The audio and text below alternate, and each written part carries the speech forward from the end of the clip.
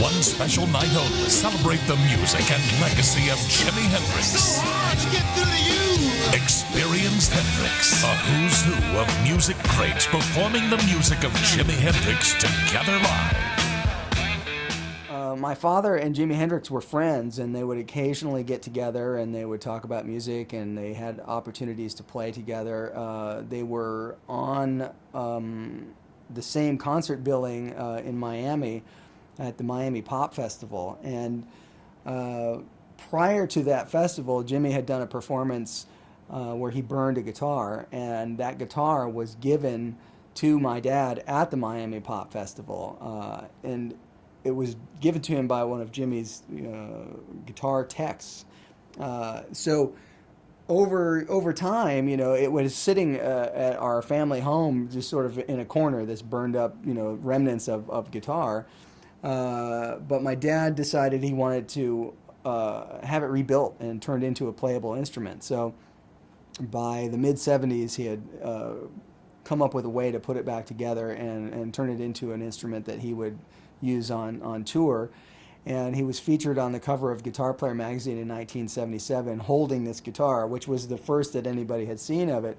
And what was unique about the guitar, besides the fact that Jimi had burned it and then it was given to my dad, was that it's really just the body of the guitar that retains the legacy of both players, because the rest of the guitar was destroyed, but the version of the guitar that you see on the cover of the 77 Guitar Player magazine has a stainless steel, it looks like a mirror pickguard, because it's a shiny metal pickguard with burned pickup covers that came from the incendiary incident.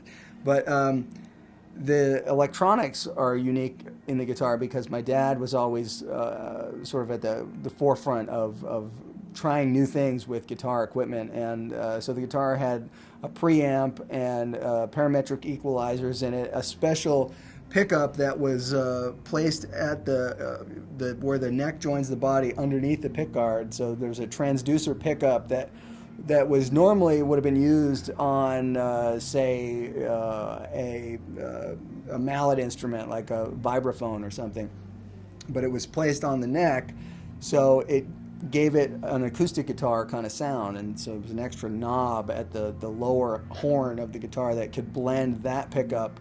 And so my dad really used it to make some unique sounds, and some of his most recognizable guitar solos were done using that guitar either in the studio or live on stage, including the song Watermelon. It's called Watermelon in Easter Hay. So that particular song is one of my favorites. And but the sort of longer story of the guitar is that at one point it disappeared, and my dad had no idea where it went.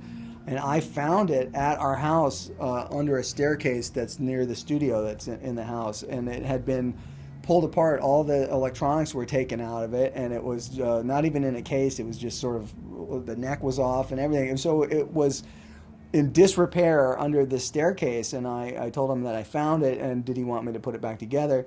He said, sure. The neck had been damaged. The one that he had used on it was damaged. So I had Fender build a neck that had a nod to Jimi. It was a reverse headstock for a right-handed guitar. So, but the electronics that Frank had in it before were not available. So I restored it to a stock instrument, and it stayed like that for a while.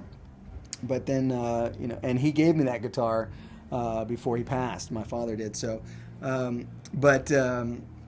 I decided recently that I wanted to restore it back to the way it was on the cover of Guitar Player 1977. So I had to find out exactly what was in that guitar to begin with, and we had the electronics rebuilt, and we have gone through a painstaking restoration to recreate exactly what it was. And Fender built a new neck that resembles the one that's on the magazine cover. So it's now as it was once again.